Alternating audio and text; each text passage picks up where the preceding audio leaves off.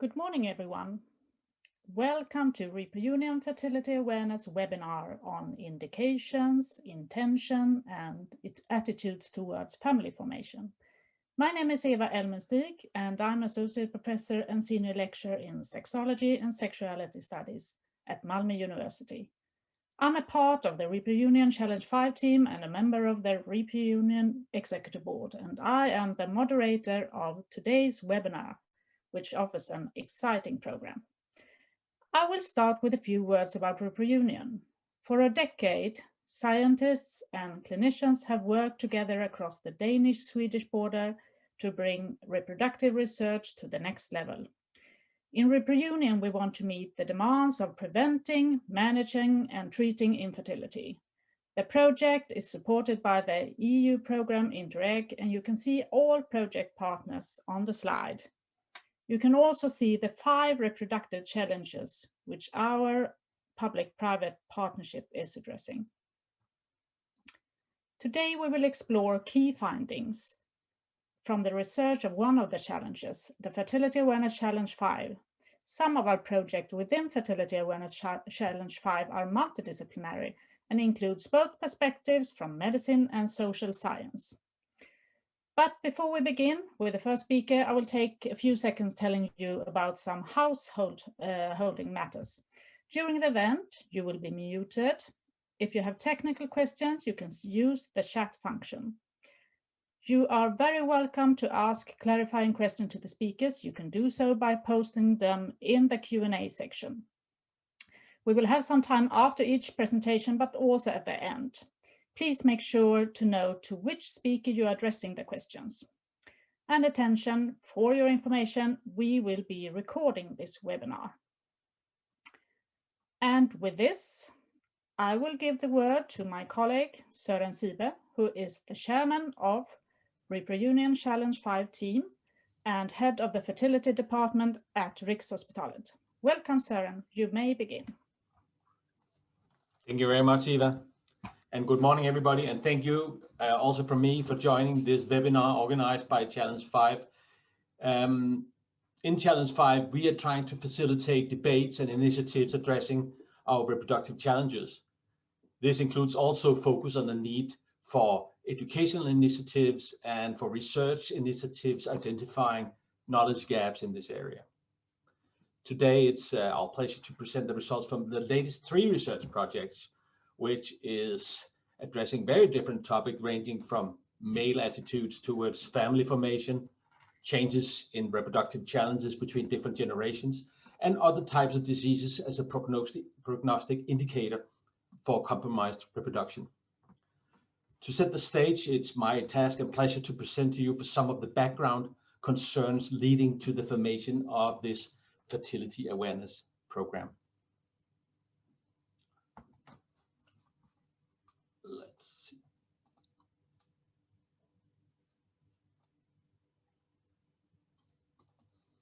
So, some time ago, I talked to a young woman who was criticizing a fertility awareness campaign that we had in Copenhagen, and she said a very precise sentence. She said, "It's really irritating that our biology hasn't adapted to the way we live today." That sort of encapsulates the whole problem behind the fertility awareness work, illustrating both that we live in another way today than we used to, and that our biology hasn't adapted.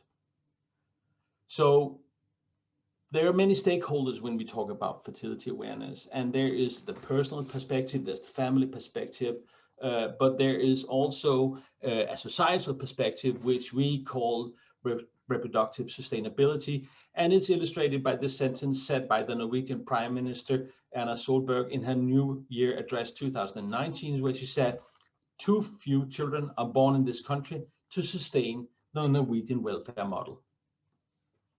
So when we talk about fertility awareness, it's important to understand that the definition is very, very broad. It is both the understanding of reproduction and the related individual risk factors, it's lifestyle factors affecting our reproduction, and it is non-individual risk factors an example, environmental and workplace factors also affecting our reproduction. But the definition also includes societal and cultural factors affecting our options to meet reproductive family planning as well as family building needs. So we need to address this both from a personal, family perspective, but also from a societal perspective. So the mission or the goal of Challenge 5 is to ensure that young people have a greater understanding and awareness of fertility and of reproductive health, so they are equipped with the right information to make an informed choice about their own fertility journey. If we don't know, how can we take wise decisions for ourselves? But it's also the purpose to ensure that legislative and administrative bodies are equipped with the available evidence-based information, enabling prioritized decision making, also including reproductive consequences. And as a legislator, if you don't have the knowledge, how can you take the wise decision affecting other people? And finally, our mission is to develop and implement and communicate solutions and strategies addressing our shared reproductive challenges. Over the years, the number of children born in the world has dropped. This is presented as total fertility rate, meaning the number of children that a woman would give birth to during her reproductive life. And it has dropped by 50% since back in the 60s to now an average of 2.4 children per woman. This covers, of course, huge differences between different countries. In Nigeria, they give an average of 5, while in South Korea, every woman in average give birth to 0.9 children. If we're looking at our region, the Nordic countries, then in 2017, this stated that Swedish women's childbirth has declined during the recent years, but the authorities has no good explanation for the reason that caused this. It was at that time 1.78. Today, it's dropped further to 1.7. In Finland, in Iceland, in 2019, in 2019, a woman would give birth to an average of 1.35 children. This is a drop from previous years where it was 1.4 children. In Iceland, normally famous for having a lot of children, it has now dropped to 1.7 and has never been so low. Norway in 2017, they had an average of 1.62 children per woman, the lowest measured in Norway ever. And since that, it has only dropped further now to 1.53. So what is the reason behind this? I mean, one obvious question could be, one obvious answer could be that we just don't want to have children anymore. And this is very difficult to measure, but looking at the need for fertility treatment over the years in Denmark, it has been on a very sharp rise. And if we take this as a proxy for child wish, we have no indications that we don't want children. We have just developed a life causing problems for some people when it comes to having not only a child, but the children that you want to have, the family that you want to have. The situation right now is that in Denmark, 1 in 5 men never becomes a father. 1 in 10 women that want to have children have either fewer children than they wished for or no children. And 10% of all children is now conceived at the fertility clinics.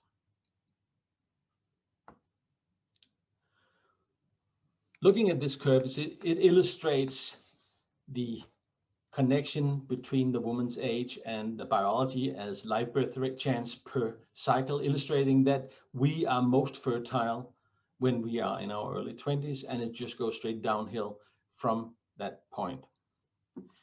If we then try to plot when did we have our first child, you see here we had it in 1967 with a chance per cycle of 28-29%. in 1987, then it would drop to 23%. In 1907, it would drop further.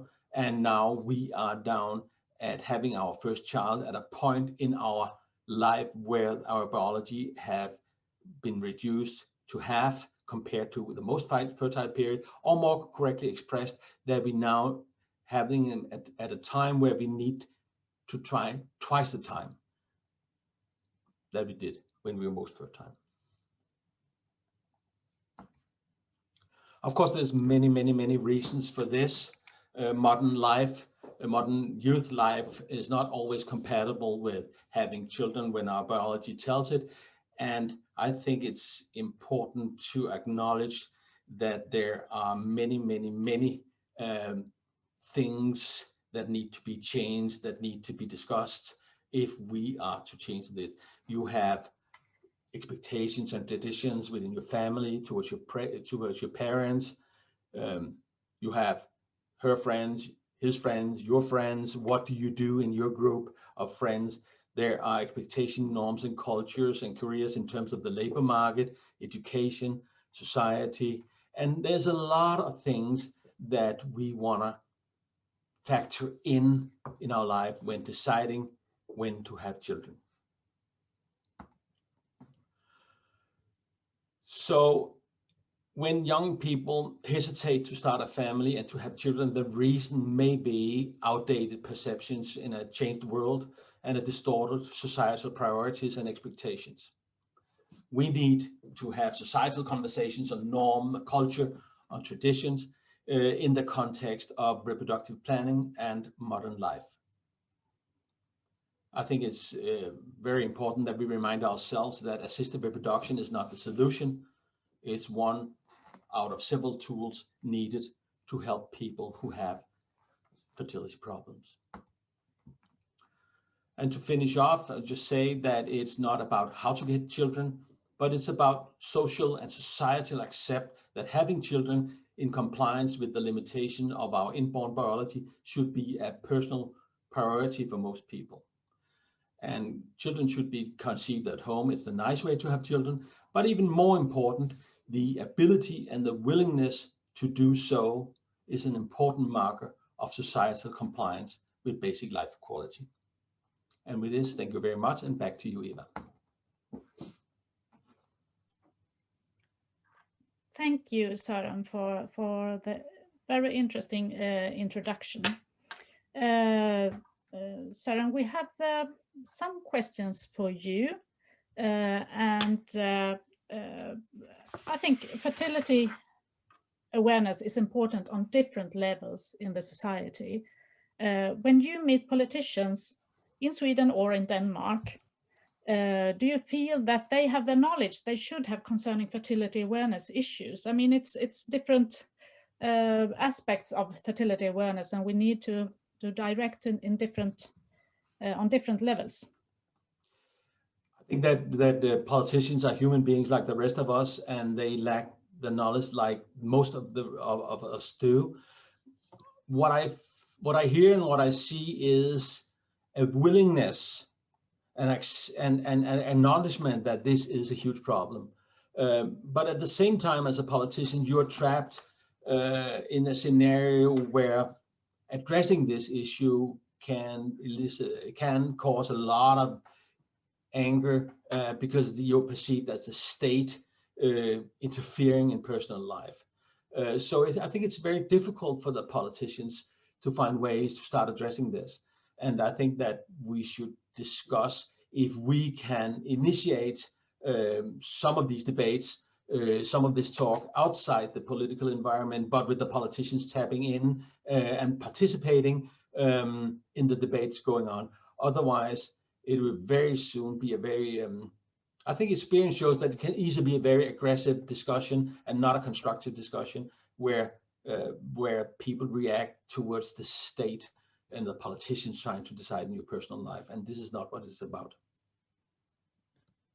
Thank you, Søren. Also, if you think 10 years ahead, do you think the family rate has changed in Sweden and in Denmark? Yes, I do. But my problem is I don't know whether it's gone up or it's gone down.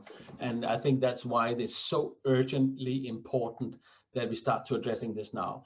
And I think it's also important to recognize that this is not just a Danish or a Swedish or Nordic problem. This is a problem for the Western countries in total. And right now, I mean, you are recalculating population, overpopulation that might end much less dramatic than we fear because of the fertility rates in the country. Some models right now says that in 80 years from now, the number of participants in Spain would be reduced by 50%.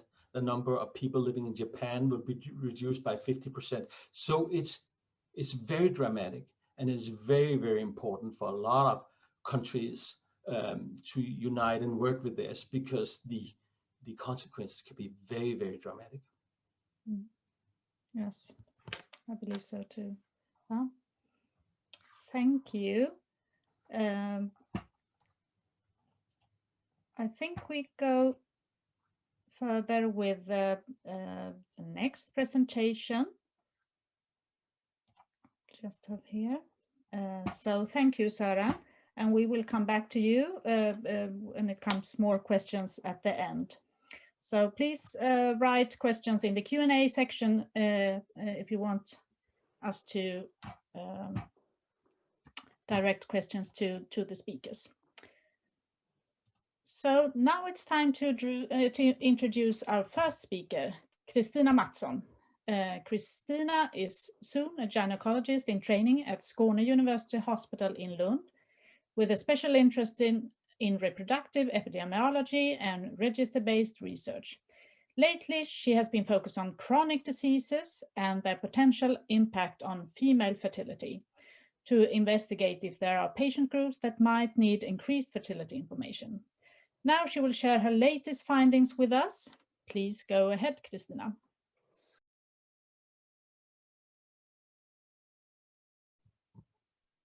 And I would now like to welcome Lorna Schmidt, who is a professor within public health and infertility at the University of Copenhagen.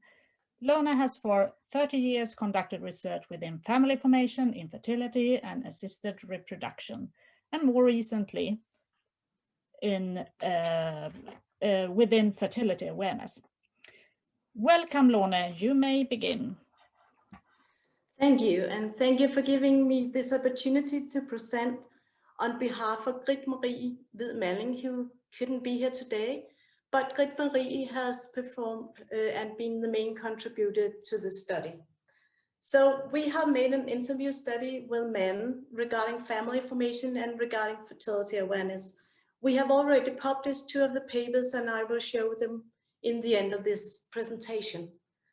So today I make focus on taking fertility for granted, a qualitative exploration of fertility awareness among young childless men in Denmark and in Sweden. The overall aim was to explore fatherhood intentions among childless men during their last educational year on a short-term or long-term further education. So we wanted to approach a man where they were in a similar life situation. They were going to finalize their studies and going to work afterwards. We had 3 specifically aims: to explore the factors associated with decision-making regarding having children or not, to explore their fertility awareness, their knowledge on fertility and risk factors for infertility, and to explore their reflections on supporting factors and barriers to an earlier family formation than the average nowadays. And in this presentation, I will focus on the second aim. We included 29 men from Denmark and Sweden, and we recruited them through their educational institutions and using snowball methods as well. And in Denmark, we also used a web page searching for participants for research project called Test Person DK. And they were all men. They were in their final year of education. They had no children, and they were all between 20 and 30 years old. They were interviewed individually, and all the interviews were transcribed in full length, and we used qualitative thematic content analysis for managing the data analysis. The sample were quite similar in Denmark compared to Sweden, except that in Denmark we were not able to recruit as many men from short-term education as from long-term education. And it was not because we didn't make huge efforts to recruit more men with short-term education, but we were just not successful. Overall, the far majority of participants wanted have a desire for having children in the future. And in Denmark, the men said they wanted 2 or 3 children. And in Sweden, some of them wanted 4 children. And you can see here, the age span is quite wide between they desired a first child and also desired their last child.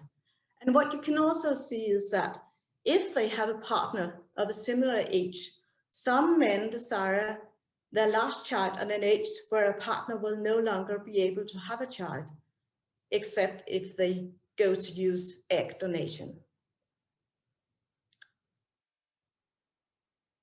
And as I said, I will not focus very much on the complex family decision making, because we have reported this in our publication called Doing It in the Right Order.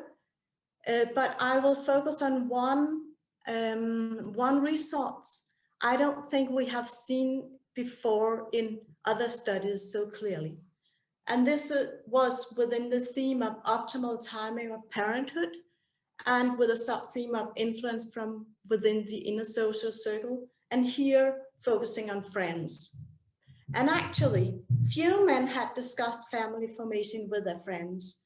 In this study, many of the men have talked with their parents about family formation and having children, but very few men have discussed family formation with their own friends. And one reason they provided was that they did not want to ruin the image of themselves as young and spending time with their friends for many years to come. In other words, if they told their friends that they were going to become a father, it was also a way telling their friends that they wouldn't spend time together with them as much as they have done before having a baby. And so it was also a way to go away from their friends. And ideally, the men wanted to have children at the same time as a close friend. As Sila said, I think we are afraid of not fitting in. So on the other hand, it's very difficult to have children at the same time when you don't talk with your friends about having children. And some men said, if my best friend is going to have a child, I'm sure I will follow soon after. So there's also a huge aspect of notching in family formation. And when you see all the quotes, they are with names on, and if they start with an S, it's a men for short-term education, and with an L, it's men from long-term educations. And now I leave the family formation decision-making perspective and go to the fertility awareness. We started asking them about what they thought about their own fertility. Oh, I have problems. I can't see all my slides due to, sorry.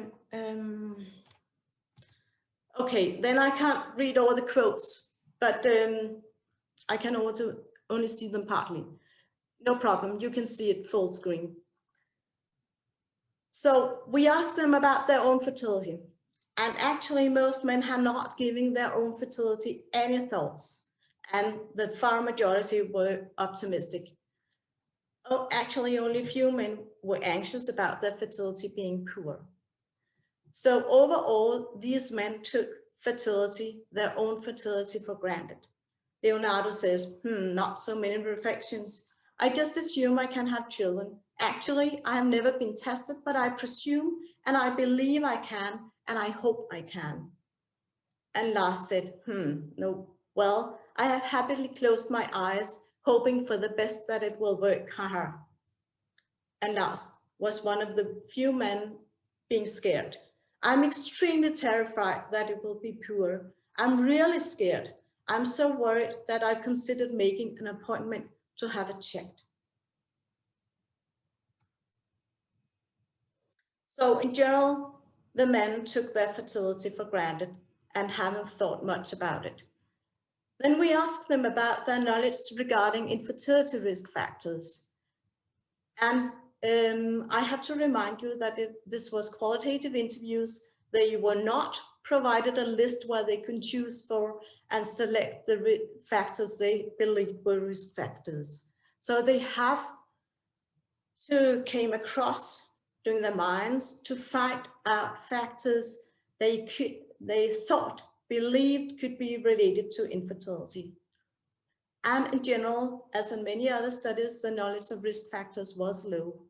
And participants were able to mention, in general, only 1 or up to 3 risk factors. Sager said, personally, I think that if you are physically active, eat relatively healthy, and do not use too many substances. Hence, I believe that your fertility would be at a reasonable functional level. And Leif said, I'm convinced of living healthy has a great impact, both to have a healthy diet and stay healthy yourself, physical training. And Lars said, it's primarily smoking, this is not good.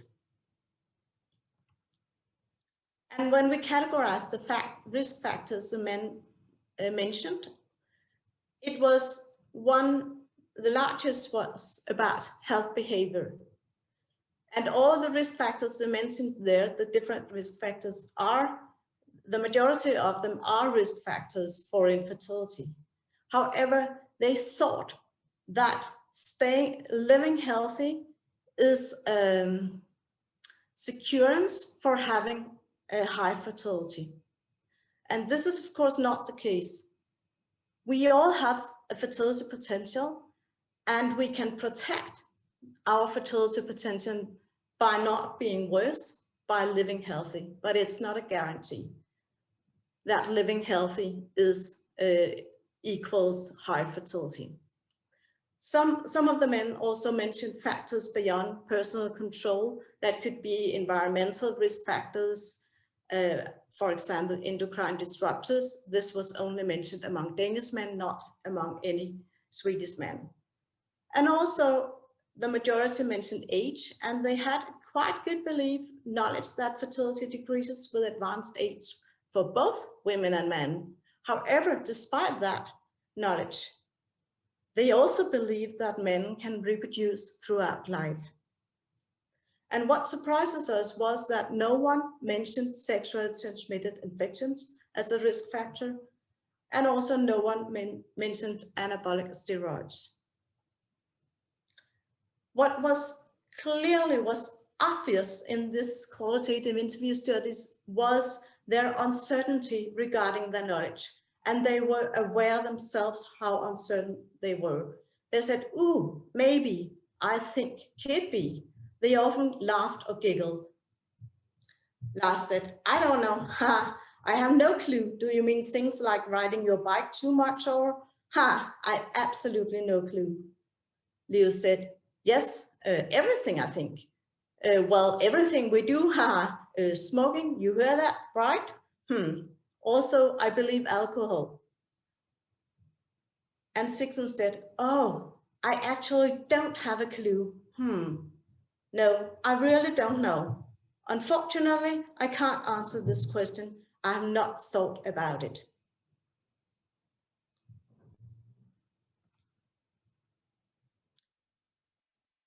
A lot of the men said that they were aware that they didn't know anything on this topic, and they found it very important to have this knowledge. And they suggested a lot of different settings for educational interventions. They mentioned preschool, and they discussed high schools, whether that would be a good or bad time. Would people laugh too much when they were between 17, 18 years old? They suggested the mid-20s. Some suggested information sent to them privately at home. Some suggested different forms of public campaigns, and some suggested potential websites with concise information and marking the most important risk factors. So to sum up, the participants had in general not reflected upon their own fertility and took it for granted. The majority took it for granted. And both men with long and shorter educations lacked knowledge in fertility risk factors affecting men's and women's fertility. No one mentioned sexually transmitted infections as a risk factor or anabolic steroids. The participant had a fairly good understanding of age effect on male and female fertility. Despite this, they believed that men could father children throughout their whole life. And their knowledge was really insecure, uncertain, and the participants were aware of that. And the study participants decided to achieve relevant knowledge of fertility and infertility risk factors and suggested different educational interventions to provide that knowledge. So overall, this study contributed to being more aware that the knowledge of risk factors may even be more limited than we are able to measure in survey studies where people can guess. Here they couldn't guess. They were not provided a list they could put crosses on. So the next step is to develop educational interventions in order to increase people's knowledge. And if you want to read more from these studies, we have these two papers in Human Fertility published during the summer 2020. One on doing it on in the right order, which is a family formation decision, and this one, taking fertility for granted. Thank you very much for listening. Thank you, Lorna. Very inspiring and interesting. We have a question for you, Lorna. How can we educate the men, and when should it be done? What is your thought about that? Yeah. I think we should educate emerging adults, both men and women. I think we should educate it as a part of the usual curriculum during high school. I think we should start early in school, just mention something very, very shortly about family formation. And when they have started to become sexually active and emerging adults, have it routine in the curriculum in high school and other educational institutions for youth. And then, of course, also provide web pages with specific information that could be grateful if that could be arranged through authorities like the National Board of Health, for example. I think it should be integrated together with the teaching in sexual education. Yeah, good. Thank you. I have is this type, I have another question, so it's difficult for me to have to read everything. Is this type of information relevant at the time of normal sexual education? At least we have conducted a lot of smaller studies now, qualitative interviewing young men, and this is what they told us. They say, why do we learn everything about our body? We know how the heart works, what the kidneys are doing, but we don't know how our reproduction works. And that's really a blind spot in our knowledge, fundamental basic knowledge regarding our bodies. So my advice is given on the basis of what we know from the number of studies we have conducted during the last 5 years, focusing on men because we know so much about women and family formation. And now we know a bit more about men, at least from Nordic welfare countries. Yes. Thank you. I have some more questions. What are the role of the parents to the young people? I think one of our roles are not to continue to say You can always have children. Enjoy your life before. You can always have children. And we should start to discuss much more about making better possibilities for combining educations and starting a family for those who want to have children earlier. I just realized in Denmark now that when you are a student and have children, and when your children are sick, it's counted that, and you take care of them, it's not counting that it's a children's sick day, but it's counted that you are sick from your education, and it gives you huge problems.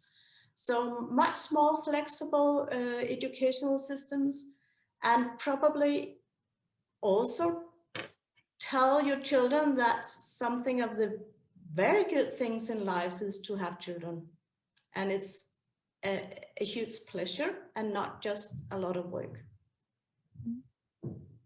Another question here is, as you already mentioned here, is should we educate the parents in order for them to be able to educate their sons?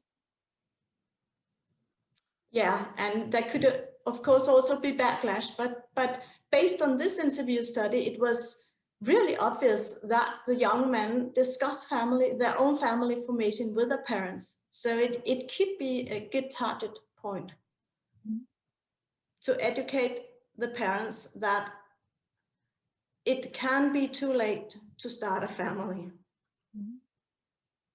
Yeah. Thank you so much, Lorna. We will come back with more questions at the end. Okay. Thank you very much. We will go further in the program, and next we have Maja Bodin, a midwife and PhD in reproductive health. Maja is an interdisciplinary researcher focusing on reproductive health, reproductive decision making, and gender issues. She is a postdoctoral fellow at the Center for Sexology and Sexuality Studies at Malmö University, and she will share her result from the qualitative study of Challenge 5. So we will, I have to say thank you all, and now we have gathered some additional questions to the speakers. So we will be happy to take in more questions or comments in the Q&A section, but please remember to address your question to the relevant speaker. So now it's we invite all the speakers and to answer some of the questions. I will start with one question here to Søren and Lorna. And the question is, sperm banks meet young men every day with low semen quality. Do you have a suggestion on how we can communicate to these men that it's important to be aware of their fertility and that fertility treatment may not be a solution in the future when they wish to become fathers? So well, I can address to Søren and Lorna. I think I mean, being a sperm bank, you perform a sort of diagnosis on the men and their sperm quality, and you will of course be facing a lot of men who has a compromised sperm quality that might impact the rest of their lives in terms of family building. And I think that that if you engage in doing these kind of things, you have a responsibility to have to inform these young men, not only after they have donated their sperm or applying to become a sperm donor, but also prior to engaging with a sperm bank, so they know that when you donate sperm, you might actually get a negative result concerning yourself and your own prognosis for having children. So a lot of this information should be done prior to engaging with the sperm bank. And if you find very, very low sperm counts with men, then you would need to refer them to specialists who can go more deeply into the reasons behind this. Lorna, you're welcome to add. Yeah, I agree. And probably also inform them beforehand how frequent it is to have poor semen quality, that 25% of Danish men have low semen quality, and an additional 15% have so low semen quality when they are 20 years old and healthy that we expect they might need fertility assisted reproduction to have children. So it should also, on the other hand, also be a balanced information that this is a very frequent situation and they should be referred further to a specialist if they want to. Maybe I could just add, or rather I would like to take this opportunity to address this about one prognosis, the man's prognosis versus the woman's prognosis and so on. I think that very often we are very focused on individuals here, but I mean, children are something we're going to have together. So the men's sperm quality is part of the woman's prognosis in a relationship, and the woman's age or biology is part of the men's prognosis. So I don't think it gives meaning to say men's prognosis or women's prognosis, because we have children as a couple.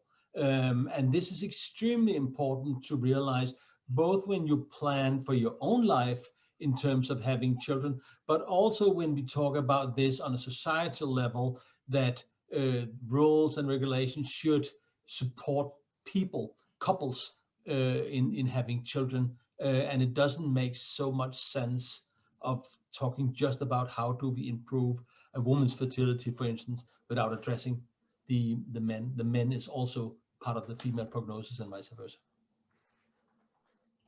I agree, and would also add that when we are looking at single women seeking fertility treatment, we have for years only saw them as women in the need of having access to semen, donated semen, but we have now found out that many of single women also have their own infertility problems.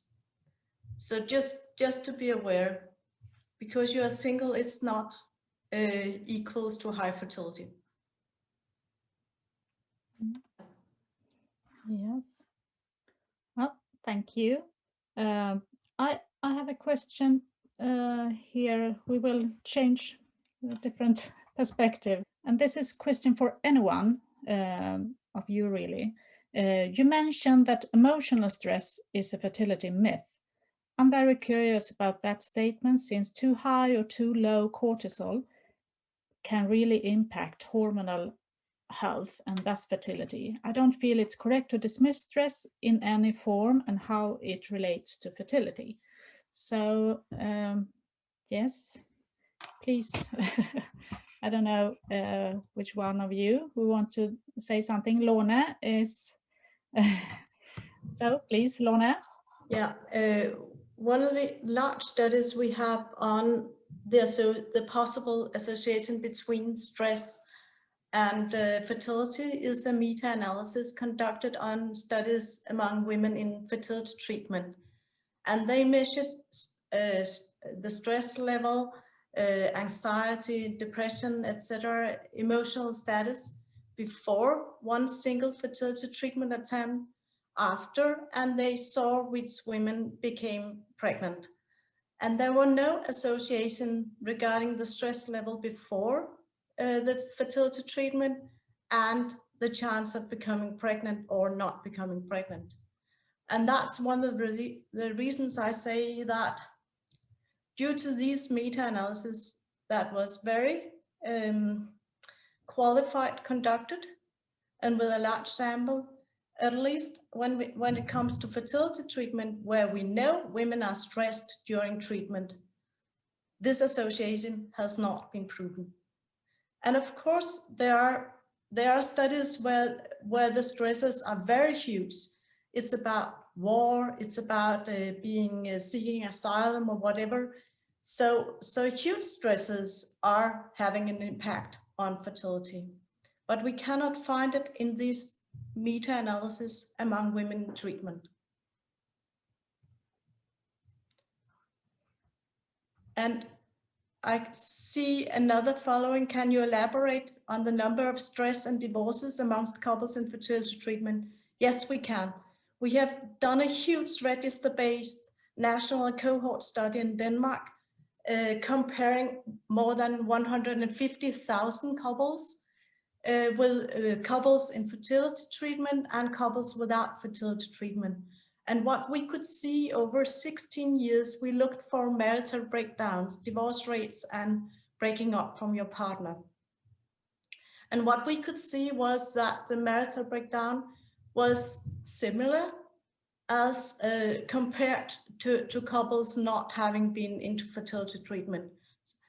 And we see also there's a little bit higher rate for marital breakdown in the childless couples, but that goes both for the couples that have been through fertility treatment and for couples that have not been in fertility treatment.